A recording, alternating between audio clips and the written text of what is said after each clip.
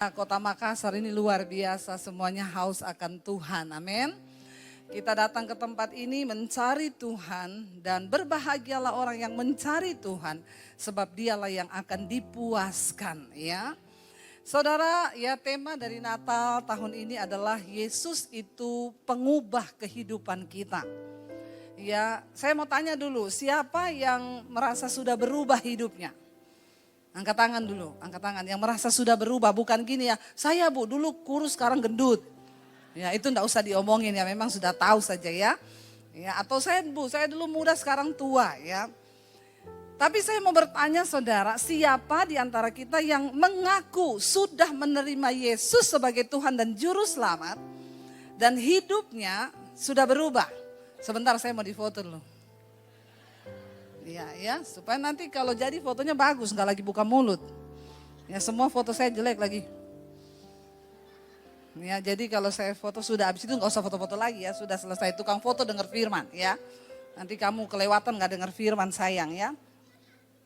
Saudara, ya banyak kita itu berkata bahwa kita ini percaya Yesus.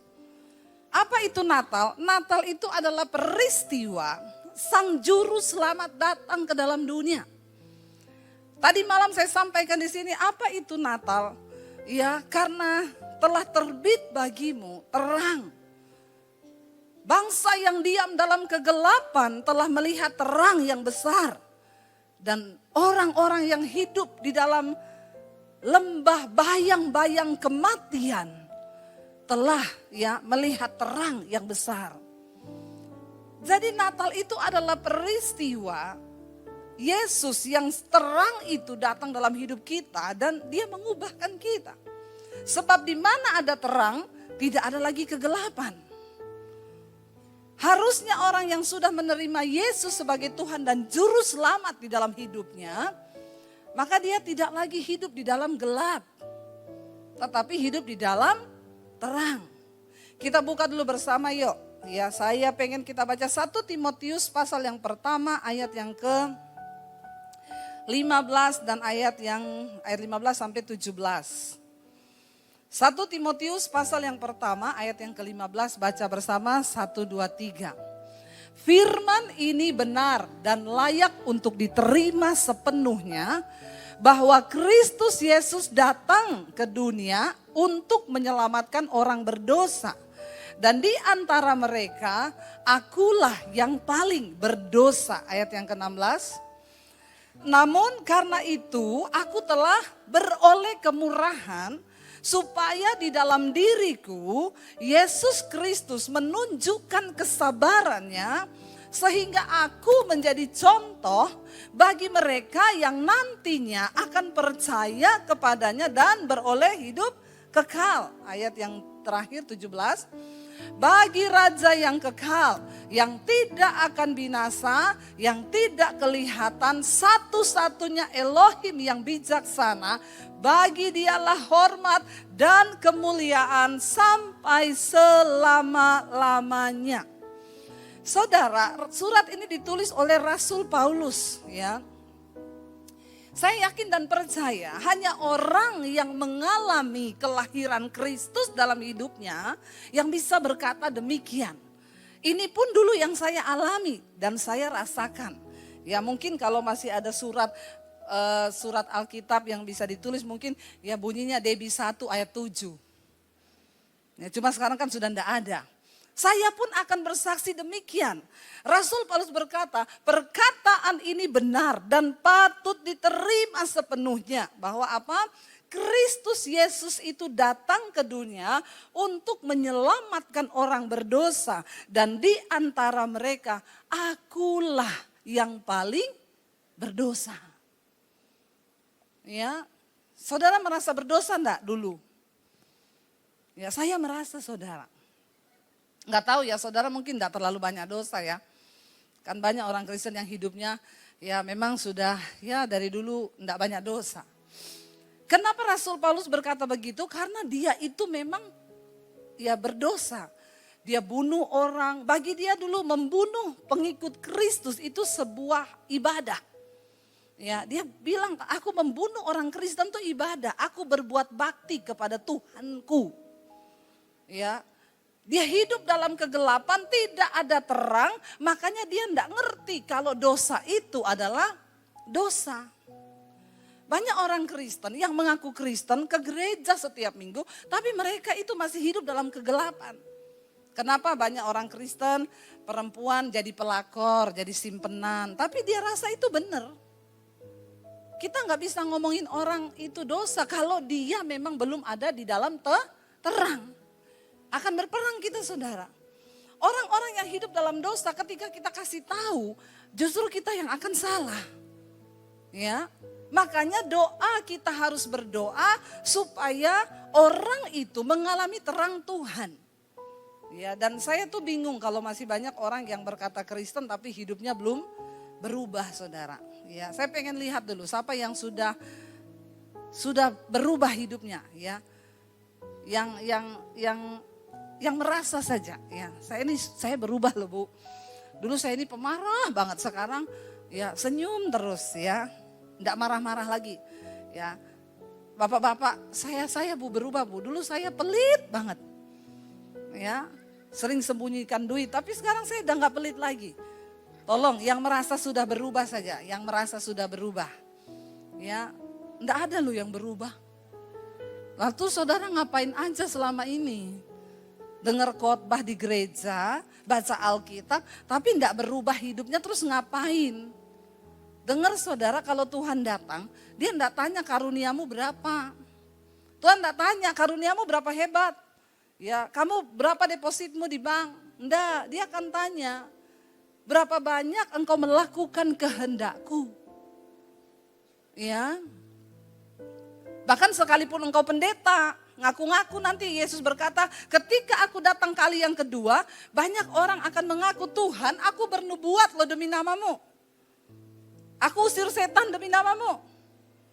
Aku bangkitkan orang mati demi namamu, tapi Tuhan bilang, enyahlah engkau daripadaku, pembuat kejahatan, aku tidak kenal engkau. Tetapi marilah kamu, hai orang-orang yang melakukan kehendak Bapa. Amin. Waktu Yesus datang, dia nggak tanya, saudara dari gereja mana? Ya, dia nggak ngomong begini, yang GBI sebelah kiri, YHS tengah, Katolik sebelah kanan, HKBP di pojok. Nggak ada, saudara, nggak ada. Tuhan tidak mencatat denominasi gereja di sorga. Sering kali denominasi bikin kita berperang. Padahal bukan itu yang terpenting. Nggak usah terlalu bela denominasi, bela nama Tuhan Yesus, katakan. Tepuk tangan buat Tuhan.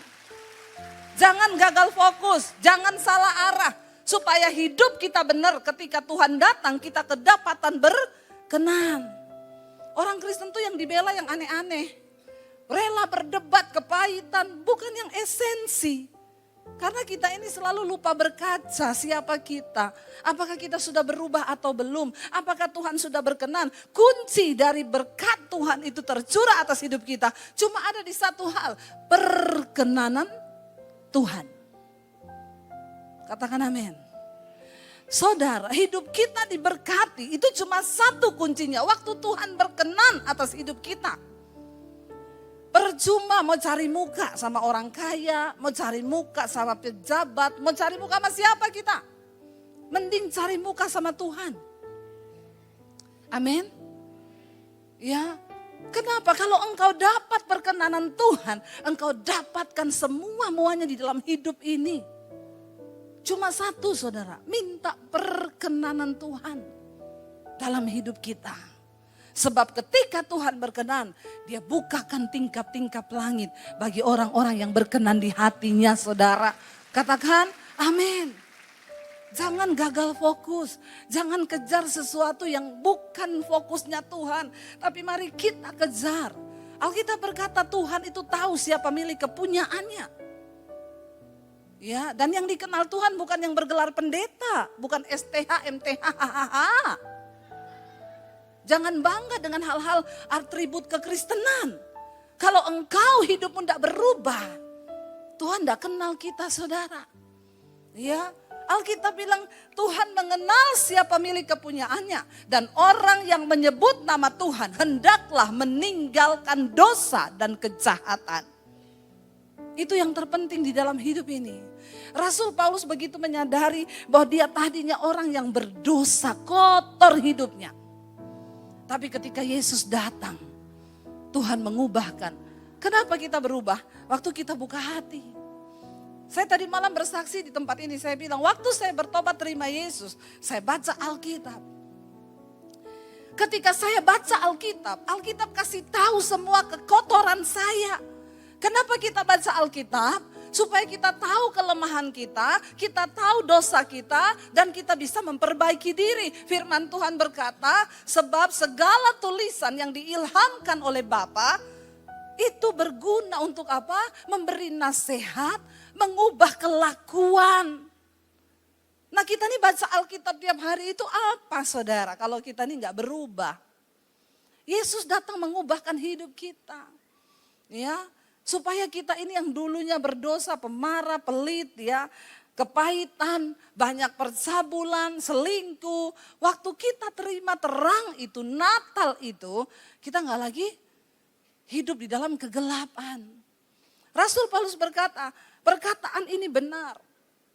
Ya, dan patut diterima sepenuhnya. Kristus Yesus datang ke dunia untuk menyelamatkan orang berdosa, dan di antara mereka akulah yang paling berdosa. Ya, ayat 16 dikatakan, ya, namun justru karena itu aku ini dikasihani. Karena dia dulu banyak dosa, dia dikasihani sama Tuhan agar dalam diriku sebagai orang yang paling berdosa, Yesus Kristus menunjukkan seluruh kesabarannya. Jangan berhenti di situ kalau baca Alkitab. Sehingga banyak orang merasa kalau dia berdosa semakin dikasihi Tuhan. Aku ini semakin berdosa semakin dikasihi Tuhan loh. Karena semua karena kasih karunia. Ya, hati-hati saudara. Saat pertama kita terima Yesus itu karena kasih karunia. Saya menerima Yesus tahun 95. Waktu itu saya mau bunuh diri. Hidup saya kotor, penuh dosa. Dan iblis bilang, hidupmu sudah hancur, masa depanmu hancur. Bunuh diri. Waktu itu saya mau bunuh diri. Tapi justru karena saya banyak dosa, saya dikasihaninya. Tuhan menunjukkan seluruh kesabaran, kemurahan, kasihnya itu. Karena saya ini banyak dosa dan saya pengen mati. Lalu Tuhan datang kepada saya sebab ada sebuah kerinduan di hati saya yang berkata, Tuhan siapa engkau? Tunjukkan dirimu kepada saya. Lalu Tuhan datangi saya secara pribadi. Lalu ketika saya terima Tuhan Yesus di hati saya, Natal itu saya alami dalam diri saya mulai berubah. Saya cari gereja, saya mulai baca Alkitab. Apa yang mengubahkan saya? Waktu firman Tuhan saya baca. Bukan nasihat orang tua saya dari dulu nasihatin saya, jangan pulang malam ya. Saya dilarang pulang malam, saya pulang jam 12 malam. Dihajar saya, rambut saya dijambak, mau dibotak kepala saya saudara. Ya papi saya bilang, besok kalau kamu pulang jam 12 malam, saya gantung kamu. Saya besok gak pulang jam 12 malam, saya pulang jam 2 malam. Semakin ditekan, saya semakin memberontak. Bapak ibu, engkau gak bisa mengubahkan anakmu hanya dengan nasihatmu. Mereka perlu terang Kristus. Mereka perlu firman Tuhan. Ya, kenapa Tuhan selalu berkata kepada raja-raja Israel? Tuhan ingatkan Daud, peringatkan kepada anak-anakmu, hormati Tuhan. Supaya panjang umurnya, supaya mereka melihat kemuliaan dan aku mengokohkan kerajaanmu. Hormati Tuhan. Cuma firman Tuhan yang bisa mengubahkan. Waktu saya terima Yesus, saya baca Alkitab. Tadi malam saya saksikan, saya tulis semua urutan dosa saya. Waktu saya baca Alkitab, saya baca di situ, jangan marah, tinggalkan panas hati. Karena amarah itu membawa sesuatu yang tidak berkenan pada Tuhan. Saya catat satu dosa saya ini, pemarah.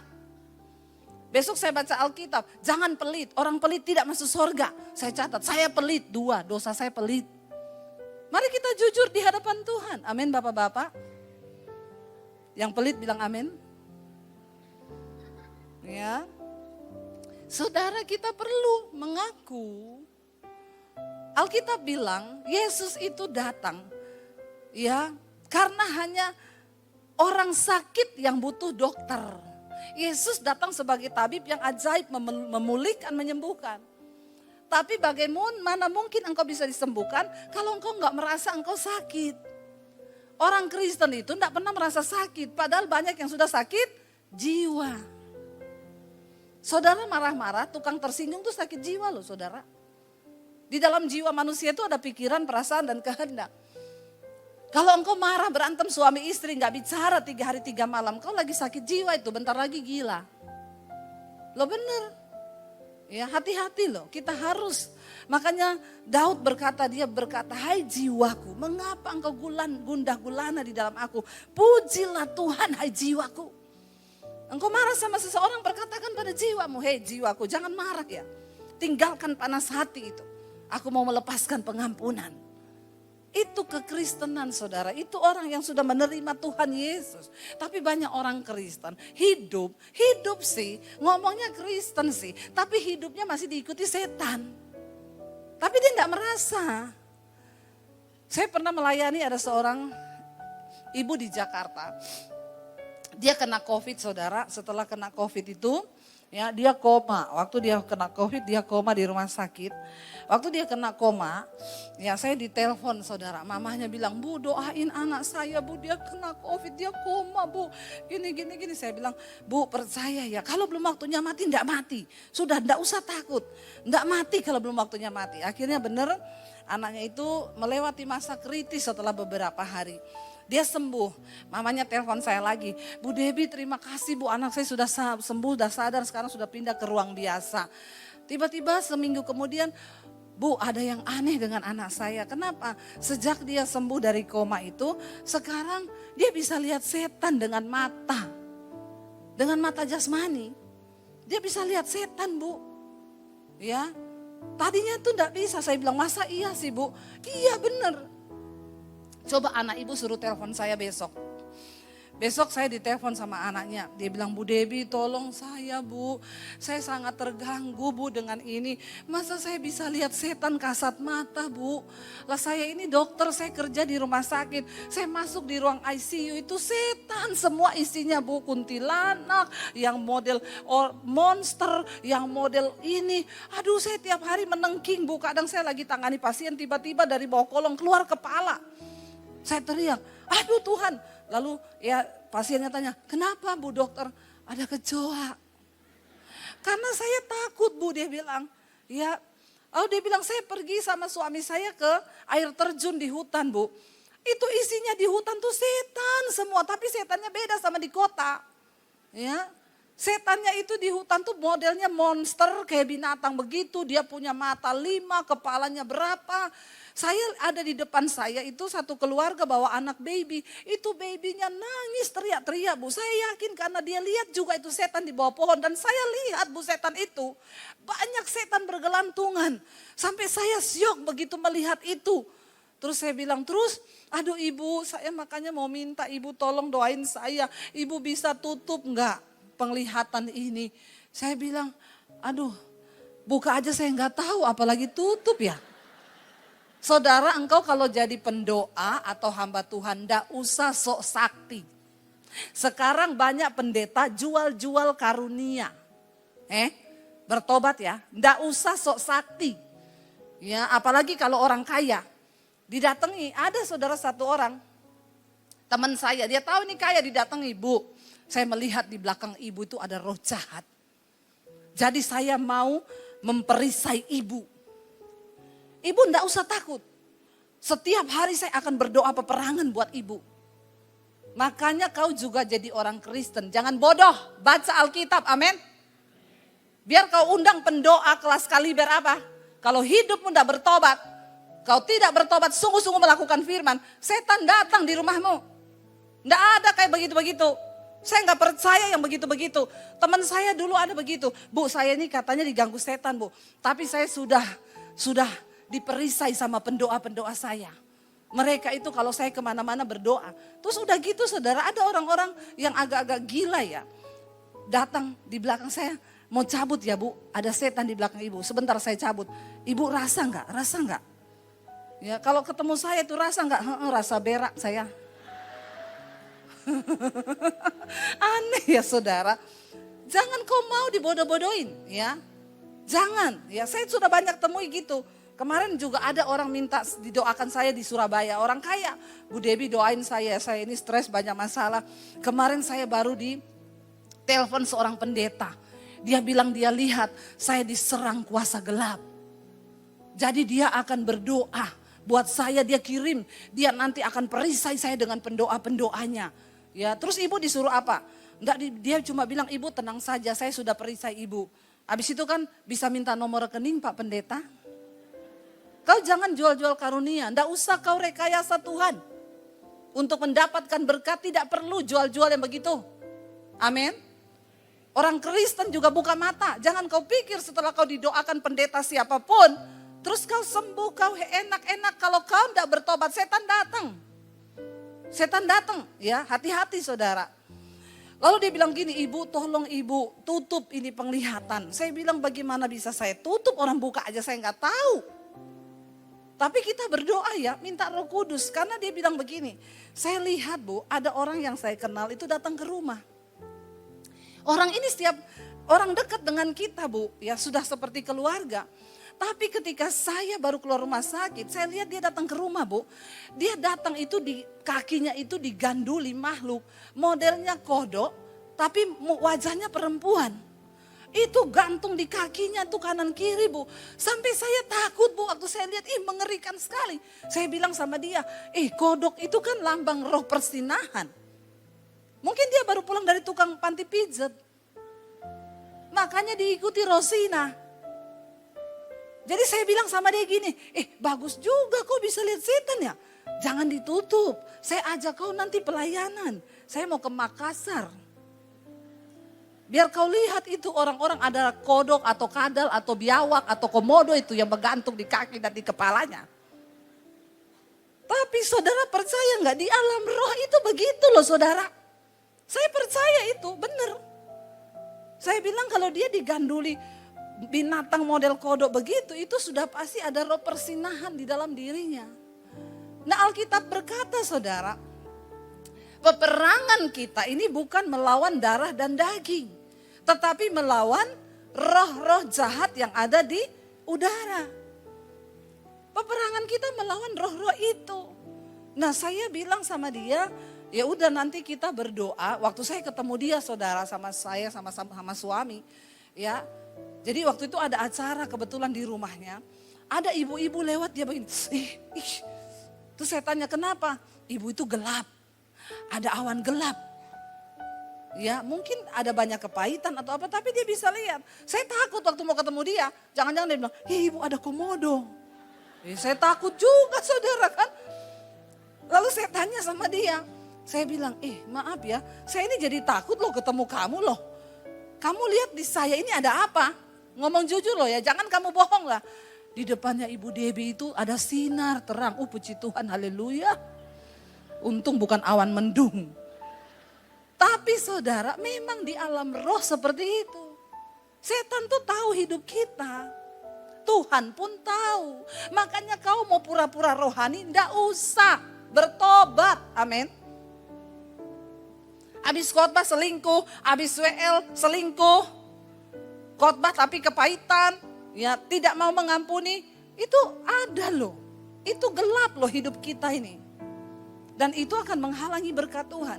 Dikatakan di sana justru karena aku ini banyak dosa, kasih Tuhan itu dinyatakan dalam hidupku.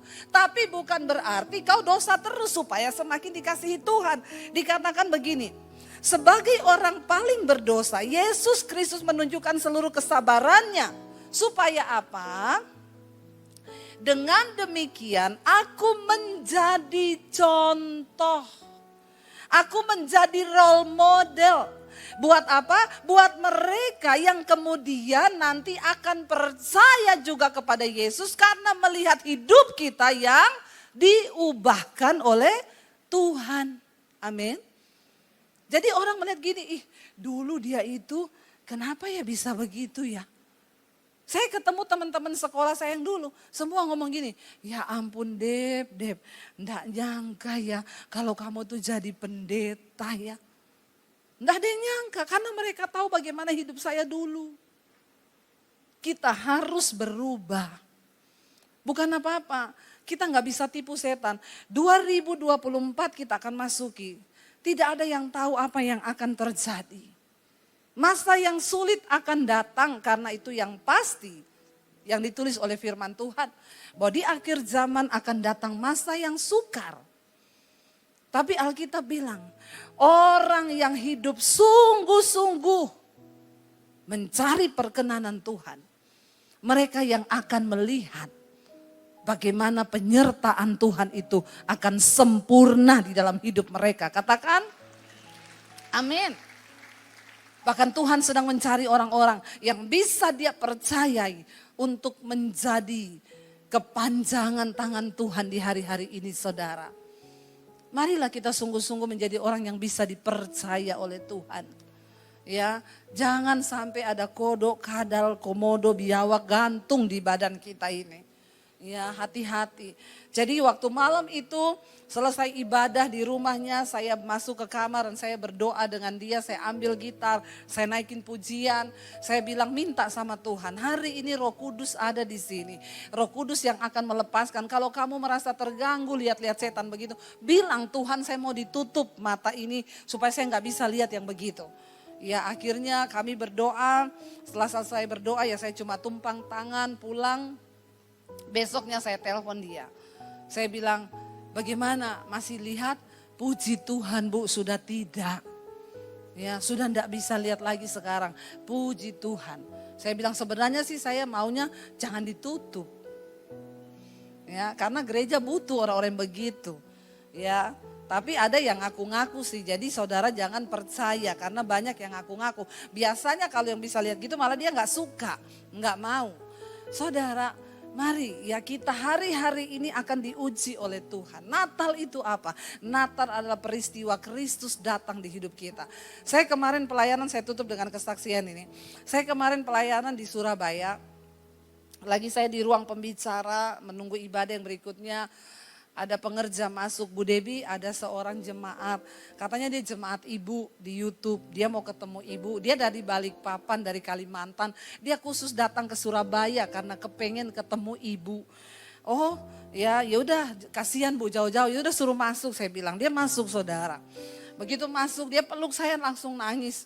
Ibu Debbie terima kasih, Ibu terima kasih. Saya ini menjawab kerinduan almarhum suami saya yang meninggal 2 bulan yang lalu. Dia minta saya harus ketemu sama Ibu Debbie untuk mengucapkan terima kasih. Ya. Dan nanti saya juga mau foto sama ibu. Fotonya ibu mau saya bawa di kuburan suami saya. Aduh agak horor ya. Agak horor saya bilang ya, ibu jangan ditaruh di kuburan foto saya ya ibu ya. Enggak Bu, saya cuma mau kasih lihat sama suami saya. Kenapa Bu? Ibu, saya mau bersaksi sama ibu. Saya menikah 29 tahun dengan suami saya Bu. Itu suami itu kayaknya orang benar-benar pendosa berat. Kenapa ibu bisa bilang begitu? Pertama Bu, dia itu penjudi. Judi itu bukan 100-200 juta Bu, miliar Bu. Yang terakhir itu 5M, dia terikat judi. Setelah itu rumah digadaikan, sertifikat semua digadaikan untuk judi. Saya makan dan anak-anak dengan uang pinjem, utang untuk makan. Kasihan ya ibu, iya Bu, saya menderita. Yang kedua bukan hanya itu, suami saya ini terikat narkoba. Saya kalau lihat dia mabok lagi pakai barang di kamar, ibu ya saya itu sampai nangis cuma bersujud di kaki Tuhan. Pakai narkoba. Yang ketiga Bu, saya tahu-tahu saya lihat di IG itu ketemu ada cewek foto sama suami saya udah bawa anak 2. Dia tulis selamat ulang tahun sayangku. Papanya anak-anak.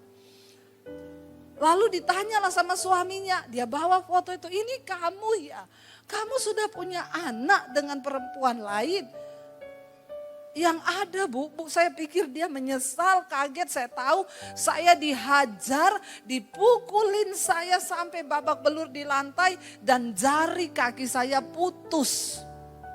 Dan saya bersimbah darah di lantai, Bu. Saya pikir dia akan kasihan atau bawa saya ke rumah sakit. Dia bilang gini, mati aja kau sekalian. Ibu-ibu, adakah di antaramu yang punya suami model begini? Kalau ibu-ibu punya suami model begini, kira-kira mau diapain? Bikin kopi, kasih sianida. Ya, banyak yang memilih seperti itu, tapi itu tidak boleh. Itu adegan berbahaya. Bisa mati orang. Tapi istrinya bilang, saya menemukan channel ibu. Dari 2019 saya mendengarkan khotbah-khotbah ibu. Ibu selalu bilang, berdoa buat suami yang belum bertobat. Minta sama Tuhan supaya Tuhan pulihkan, jangan bercerai. Saya itu setiap kali ada ibu-ibu konseling, Bu Debbie suamiku tuh pemarah Bu, selingkuh Bu, pelit Bu. Saya bilang berdoa Bu. Enak aja Ibu Debbie suruh berdoa. Emang cuma bisa berdoa Bu? Ya habis ibu mau saya nasihatin apa? Alkitab bilang berdoa. Dia jawab lagi, kan ibu enggak rasa bagaimana suami saya. Saya bilang saya tidak mau rasa suamimu. Apa suruh kau pilih dia, itu nasibmu. Saya punya suami sendiri yang mau saya rasa. Kenapa kau suruh rasa suami kau kepada saya? Kasihan deh lu, bercanda. Enak aja ya suruh saya rasa. Ibu gak rasa sih bagaimana menikah dengan suami saya. Emoh. Gak mau saya. Tena. Siapa suruh kau kawin dengan dia? Pilihanmu sendiri toh. Suruh berdoa, lakukan firman, gak mau. Lah terus ibu nyari saya ini buat apa? Ya saya mau dinasehati, nasihat saya berdoa, nangis di kaki Tuhan. Saya sudah berdoa, sudah begini, berarti belum sampai ke surga doamu. Masih kurang, ditambah puasa. Ya, harus sama puasa kah? Tetap bikinin kopi suamimu. Enaknya. Susah, saudara, susah. Gak mau berubah. Ibu itu bilang, saya dengerin khotbah ibu. Saya coba untuk berubah. Waktu saya pulang dari rumah sakit 3 hari kaki saya disambung. Saya lihat suami saya peluk dia. Dan saya bilang aku mengasihimu. Bayangkan rumah udah digadaikan, uang habis buat judi, suaminya narkoba, punya selingkuhan anak 2. Tidak gampang saudara. Tetapi kalau engkau mau bayar harga, Tuhan turut bekerja mendatangkan kebaikan. Ibu itu berkata, satu kali saya tiap hari dengerin khotbah Bu Debbie tuh di kamar. Satu saat Bu, diam-diam dia dengerin khotbah ibu. Tiba-tiba dia dijamah Tuhan, dia dilawat Tuhan. Dan apa yang terjadi Bu? Dia mengalami pertobatan. Ketika dia dijamah Tuhan, dia menangis saat itu di hadapan Tuhan. Nggak usah lihat orang lewat, lihat saya saja. Kepo, ada orang lewat. Gagal fokus kau. Ya, enggak usah gagal fokus, lihat saya saja, amin. Saudara, sampai di mana tadi? Tuh orang lewat.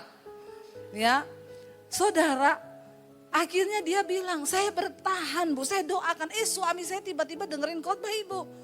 Dia dijamah Tuhan, dia nangis, dia bertobat. Dari situ setiap hari dia lebih rajin dengerin khotbah ibu dari saya. Ya, tiap malam dia sudah gini, ayo Debbie Basir. Dengerin khotbah ibu. Setiap hari ada 5-6 kali dia puter. Kalau dia tugas keluar kota, dia syuting. Nih lagi dengerin khotbah, duduk di meja puter YouTube dengerin khotbah. Dia bilang sambil bercucuran air mata, dia mengalami Tuhan. Dan apa yang terjadi? Suaminya bertobat, dia tinggalkan semua dosanya. Dia kembali dengan istrinya dan mereka hidup dipulihkan Tuhan. Setahun dia bertobat, tiba-tiba terdeteksi ada tumor ganas di otak. Dia dioperasi saudara, makanya dia nangis, dia bilang, Bu, di ruang ICU suami saya terus minta diputerin khotbah ibu. Dia sampai pernah beberapa kali manggil nama ibu, bisa enggak Ibu Debbie datang ke sini, saya mau berterima kasih karena lewat khotbahnya aku mengenal Tuhan Yesus dan menerima dia sebagai Tuhan dan Tuhan mengubahkan kehidupannya. Tapi saudara, 2 bulan yang lalu setelah operasi suaminya dipanggil Tuhan. Saya berkata kepada dia, Bu, ibu luar biasa. Coba kalau 29 tahun ibu tidak jalani dengan hati yang sungguh-sungguh mengasihi Tuhan dan berdoa bagi suami, tidak akan ada suami yang diselamatkan bagi Tuhan. Tapi karena ibu mau taat, ibu sudah mengalami Natal itu dalam hidupmu. Yesus mengubahkan hidupmu. Makanya engkau mau mengasihi Tuhan apapun yang terjadi. Saya bilang enggak apa-apa bu. Satu jari kaki yang putus sudah menghasilkan satu jiwa yang bertobat. Saudara, jarimu belum putus toh? Enggak usah terlalu banyak mengeluh, amin.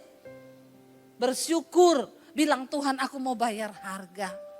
Ya, suamimu pelit, doakan. Supaya uang yang dia simpan, saudara temukan. Ya, ada yang bilang, ibu saya itu menikah dengan istri saya itu pintar cari uang bu. Saya simpan di mana itu uang dia temukan terus. Ya, jadi banyak uang sial di rumah saya. Kenapa bisa sial? Udah diumpetin, lu temuin juga, sial banget tuh duit. Bapak Ibu, mari. Waktu Yesus hidup dalam hidup kita, lahir dalam hidup kita, rumah tangga kita diubahkan. Suami istri hidup dalam kasih sayang. Saya sama suami saya tiap hari pelukan loh. Lo bener kok ketawa? Kenapa sudah tertawa? Nggak pernah ya pelukan sama istrinya ya? Ya, tiap hari pelukan saudara. Ya, nggak apa-apa bangun pagi berpelukan. Terima kasih Tuhan buat suamiku yang luar biasa. Terima kasih buat istriku yang luar biasa. Amin. Coba suami istri yang datang lihat-lihatan bilang, Mah, Pah, besok kita pelukan ya. Cepat lihat istrinya, lihat suaminya, cepat. Jangan lihat istri orang. Jangan kau lihat suami orang. Lihat istrimu sendiri, lihat suamimu sendiri. Ya, ayo kita datangkan sorga di hidup kita. Hidup ini singkat saudara. Jangan kau habiskan dengan bombe-bombe terus tiap hari. Berantem, marahan, ribut, tidak ada damai sejahtera. Sebab kerajaan sorga itu bicara tentang kebenaran, damai sejahtera dan sukacita oleh Roh Kudus. Amin. Ayo kita mau berubah. Ayo kita mau berkata, Tuhan, Natal ini kami mau menjadikan sebagai momen untuk hidup kami diubahkan lebih dan lebih lagi. Waktu engkau berkenan di mata Tuhan saudara, kita nggak perlu cari-cari berkat. Nggak perlu cari muka kanan kiri. Nggak perlu membangun sesuatu dengan pencitraan kepura-puraan. Waktu Tuhan berkenan atas hidup seseorang dia bilang, maka keinginan hatimu itu didengar dan dijawab oleh Tuhan. Jadikan tahun depan menjadi tahun perkenanan Tuhan di hidup kita. Katakan amin saudara. Supaya Tuhan percayakan banyak perkara besar dalam hidup kita. Saya bersyukur awal tahun lalu saya dapat visi Tuhan disuruh bangun sekolah Alkitab misi. Saya bilang, Tuhan dari mana? Saya bukan orang kaya. Saya juga bukan orang pinter. Tuhan bilang, aku enggak cari orang kaya. Aku enggak cari orang pinter. Karena banyak orang kaya tuli. Tapi yang di sini semuanya mendengar. Lalu saya berlutut di kaki Tuhan. Oke Tuhan, saya mau. Aku cari orang yang beriman, kata Tuhan. Saya cuma berkata, saya mau Tuhan. Waktu sudah digambar, dikasih proposalnya, saya bilang sama suami, sekian miliar. Duitnya siapa bangun ini? Lalu saya bilang sama suami, ya terserah Tuhan lah. Saya bilang sama suami saya, gini gampang. Nanti kalau sudah mau pembangunan, kita tulis aja rekening di YouTube saya. Ya, setiap malam yang nonton 50.000, kalau pagi itu hampir 100.000. Sekali live streaming. Sudah taruh aja pembangunan sekolah Alkitab sedang berjalan. Saudara yang mau menabur silahkan transfer ke rekening ini. Pasti banyaklah yang menabur. Tiba-tiba ketika saya mau lakukan itu, Tuhan tegur. Kamu mau mengandalkan kekuatan manusia? Silakan, aku ndak ikut-ikut. Saya bilang sama suami saya, jangan tayangkan nomor rekening di layar kaca, di layar YouTube. Kenapa? Tuhan bilang, silakan kamu sendiri, aku ndak ikut campur. Tapi ketika engkau mau mencari perkenananku dengan iman, maka iman akan melakukan banyak hal yang tidak terbatas oleh pikiranmu. Saya bilang kepada suami, berarti ndak jadi? Ndak usah.